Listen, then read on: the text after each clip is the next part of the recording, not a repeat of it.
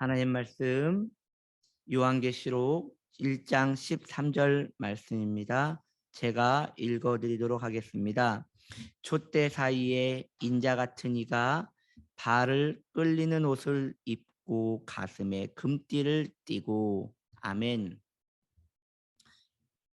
예수님은 누구신가? 오늘 두 번째 이야기입니다. 첫 번째, 교회를 지키는 예수님이라고 하였습니다. 오늘은 두 번째로 왕으로 오신 예수님에 대하여 말씀드리기 원합니다.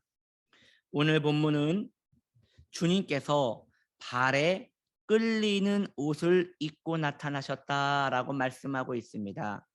발에 끌리는 옷을 입었다는 것은 왕들이 입었던 왕복을 의미하는 것으로서 이것은 우리 주님의 왕되심을 상징하는 이런 표현인 것입니다. 우리 주님은 우리의 왕이십니다.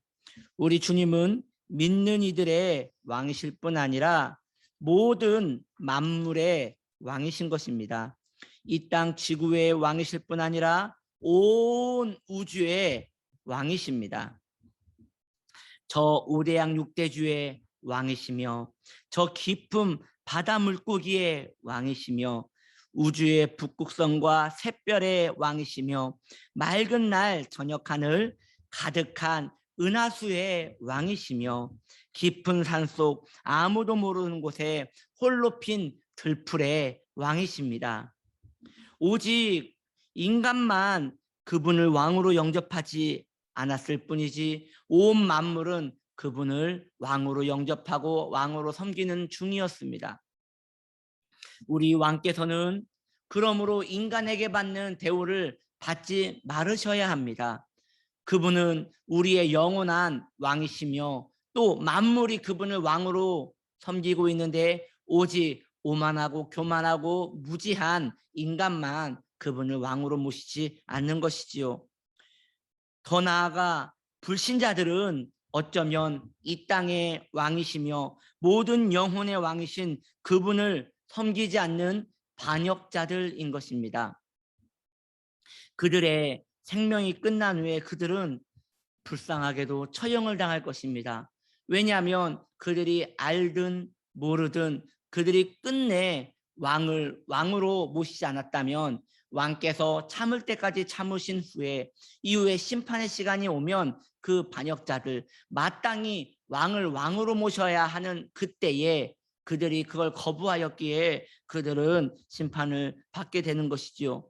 그러므로 그 사실을 알고 있는 모든 믿는 성도들, 하나님을 왕으로 모시는 모든 그의 백성들은 믿지 않는 이들에게 이 사실을 알려주어 그들이 하나님을 사랑하게 만들고 마땅히 받으실 왕의 위엄을 그들에게 알려주어 그들이 그분을 섬기도록 도와주어야 하는 것입니다. 모르고 알지 못하는 이들이 이후에 주님 앞에 섰을 때 저는 알지 못하였습니다. 그가 당신의 백성인 그가 나에게는 단 한 번도 알려준 적이 없었습니다. 라고 말할 때 그들은 그럼에도 불구하고 어쩔 수 없이 심판을 받겠으나 그 옆에 있는 우리는 얼마나 민망하고 또 주님 앞에 그에게 미안한 것이겠습니까? 우리는 그러므로 중재자입니다. 왕의 진노가 그들에게 쏟아지지 않도록 그들에게 속히 그 앞에 엎드려 왕을 경배하라고 그들을 설득하고 알려주어야 하는 것입니다. 그러면 우리는 하나님을 믿고 그분을 왕으로 섬기는 우리는 안전한 것입니까? 우리는 그 왕을 모시고 있기에 괜찮은 것입니까? 그렇다면 묻고 싶습니다. 불신자들은 몰라서 왕을 왕으로 모시지 못하였다고 칩시다. 그러면 왕을 왕으로 모시고 지각하고 있는 우리 믿음의 성도는 왕을 얼마나 섬기고 있습니까? 알면서도 왕을 왕으로 섬기지 않는 자는 반역자보다 어쩌면 주님의 마음을 더 아프게 한 것이 아닌가 생각을 해봐야 한다는 것입니다. 말로만 왕으로 섬기고 왕의 명령을 따르지 않는다면 이것 또한 반역자와 다를 것이 없지 않겠습니까? 명령 불복종의 죄는 군에서는 사형감입니다. 그렇다면 그 뜻을 알고 그 마음을 알고도 내가 그분의 뜻대로 살지 않고 그분의 마음과 반대 방향으로 가게 된다면 이것 또한 매우 무서운 형벌이 기다리지 않겠습니까? 본질적인 순종이 있고 외형적인 순종이 있습니다. 외형적인 순종은 늘 해왔던 것을 계속하는 것입니다. 본질적인 순종은 그것을 마음을 다하여 하는 것입니다. 어쩌면 오늘날 믿음의 성도들은 하나님을 왕으로 섬길 때 외형적인 순종만 하면서 그것으로 만족하는 경우가 있는 것 같습니다. 몸이 성전에 왔으니 괜찮겠지. 내가 하던 봉사를 계속하고 있으니 괜찮겠지라고 말할 수 있는 것이지요. 그러나 우리의 왕께서 그 행위를 보시겠습니까? 그 안에 있는 충심을 보겠습니까? 주의 백성들은 그분을 중심으로 사랑하고 따라야 하는 것입니다. 왕을 두려워해야 할 이유는 그분은 겉을 보지 않고 우리의 내면을 보실 수 있는 눈을 가지고 계시기 때문입니다.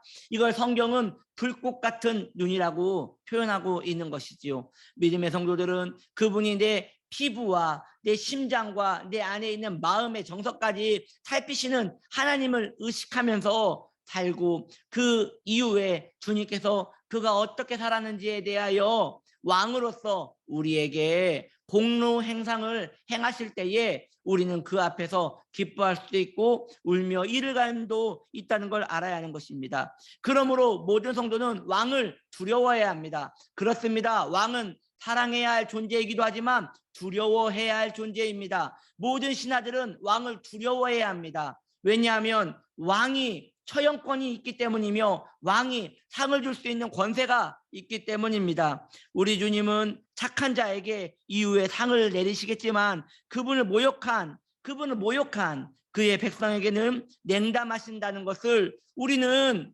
이것을 사랑의 하나님이 아니다라고 말하면 안 되는 것입니다. 왜냐하면 길이 참으시는 하나님께서 얼마나 참으셔야 하는 것입니까? 정말 내 평생을 기다려주어 참으셨던 그 주님께서 얼마나 더 기다려주셔야지 사랑의 하나님이란 소리를 들어야 한단 말입니까?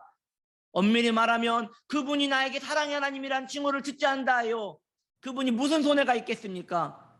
아쉬운 건 우리 쪽입니다. 아쉬운 건 우리 쪽입니다. 하늘의 천사도 주님을 경배하고 있고 저 만물이 주님을 경배하고 있으며 그리고 저 바다의 작은 물고기마저도 주님을 경배하고 있는데 우리 인간만 얼마나 더 주님을 섬겨야 합니까? 라고 말한다면 이 얼마나 악질적인 오만한 것이냐는 것이죠. 만왕의 왕이시며 만주의 주이신 주님의 이름만 우리를 통하여 높임받기를 소망합니다. 그러므로 믿음의 성도, 착한 성도는 그 마음에 하나님을 왕으로 모십니다. 우리 주님은 왕이십니다. 우리의 영원한 군주가 되십니다. 그 왕께서 우리를 통치하십니다. 이 땅에서도 통치하시지만 영원한 세계에서도 그분은 우리를 통치하실 것입니다. 영원한 왕이신 주님께 경배합시다. 하루를 시작할 때 왕이신 주님을 의식하며 살아갑시다. 그리고 하루의 눈을 감을 때 왕이신 주님께서 내 인생을 결산하고 있다는 그 기대감으로 하루의 눈을 감읍시다. 우리는 하루 24시간을 그저 흘려보내며 지내는 것 같지만 아닙니다. 왕께서 우리를 계수하고 계시며 우리를 지켜보고 계시기에 인생은 가치가 있는 것입니다. 그런데 모든 인생이 가치가 있는 것이 아닙니다. 그분을 왕으로 모신 자만 인생에 가치가 있는 것입니다. 생각을 해보십시오. 장수가 싸움터에 나갔습니다. 그러면 장수가 싸움터에 나가서 열심히 싸웠는데 그 싸움터가 전쟁터가 아니라 그 나라와 아무 상관없는 곳을 전쟁하고 있다면 그 장수에게 무슨 유익이 있겠습니까? 아무런 유익이 없지요. 왕께서 정하신 그 전장에 나가서 왕이 목표로 한 그 장수의 목을 베어올 때 그에게 큰 상이 있는 것이지 아무 상관이 없는 전쟁터에서 그가 열심히 싸운들 무슨 의미가 있겠습니까? 그렇습니다. 성도가 이 땅에서 존귀하게 되는 이유는 하나님께서 정하신 룰 안에서 전쟁을 하고 그 안에서 하나님께 영광을 돌리는 것이 우리 성도의 덕이 되며 복이 되는 것입니다. 그러므로 내가 지금 하나님 안에 있는지, 내가 그분을 왕으로 섬기고 있는지, 그리고 왕으로 섬기고 있다면 그분의 명령대로 내가 살고 있는지 명확한 계획과 마음과 사명감을 가지고 살아가는 것이 왕을 섬기는 그 백성의 본분인 것입니다. 왕이신 주님을 찬양합시다. 왕이신 주님을 따라갑시다. 왕이신 주님을 영원히 경배합시다. 그러한 백성에게 왕이신 주님께서 이후에 그 백성을 그의 나라에서 영원히 살게 하며 왕노릇하게 하실 거라고 주께서 약속하셨으니 이것이 성도의 복이며 복락임을 믿으시기를 주 예수의 이름으로 축복합니다. 아멘. 기도하시겠습니다. 왕이신 하나님, 높임을 받으시옵소서. 만왕의 왕이신 우리 주님, 높임을 받으시옵소서. 주님만 홀로 높임을 받으시고 우리의 경배를 받으시옵소서. 영원토록 왕이신 우리 주님을 높여드리오며 주 예수님의 이름으로 기도드립니다. 아멘.